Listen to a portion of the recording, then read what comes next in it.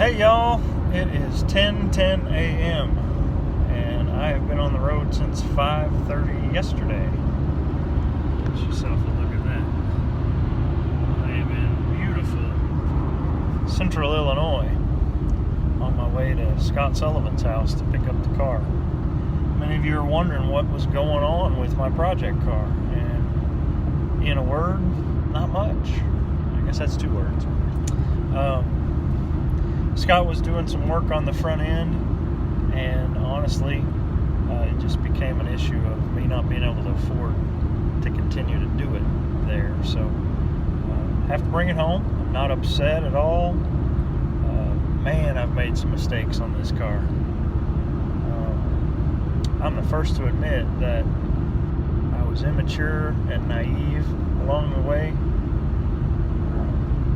Lashed out at some people along the way that I shouldn't have, and man, I regret that.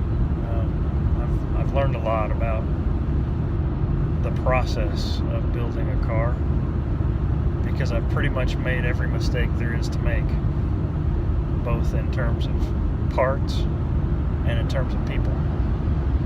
And that's disappointing because I like to think of myself as a pretty good communicator, and this project has shown me conclusively that I have much to learn.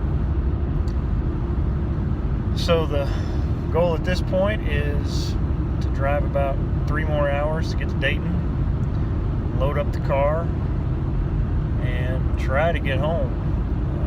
A little uneasy because my truck's a 94 Dodge Ram. It's low mileage, but it's still a 94 Ram, and it's been sitting without moving, without running, without starting for the past 5 months, and now I'm going to make a 1,400 mile drive with it. So I have to be at work on Monday.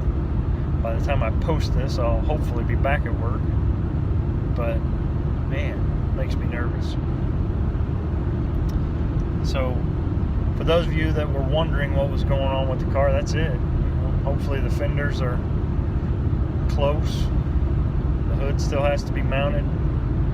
I've got to redo all the underhood tin work, and still some details to sort out with the header openings and things like that. But Scott has the headlights mounted finally. That's the first time that's ever been done. He's got the front end fit where it will come off and on with good alignment. That was kind of the problem we had before, was the gaps were problematic depending on who you ask. Man, that's the frustrating thing is, I trusted people and I believe in people, and I guess where I screwed up is just my ability to communicate. And so if you've worked on this car and you're watching this video wondering what I'm going to say about you or about your shop, I'm not saying anything because I own it. Everything that's gone wrong on this car can be traced back to this guy.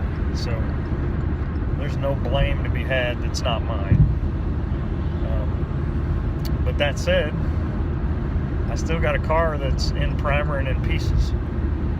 And I've gone back and forth.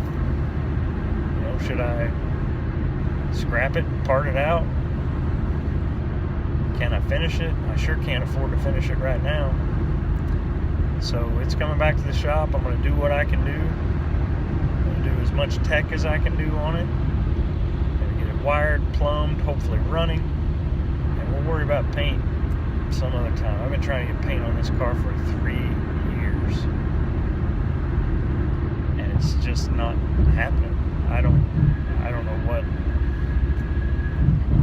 Never in my life did I think it would be this difficult to get a paint job, let alone this expensive. So that's it. I appreciate you riding along shotgun with me. Hopefully in a couple hours I'll be rolling into Dayton, Ohio.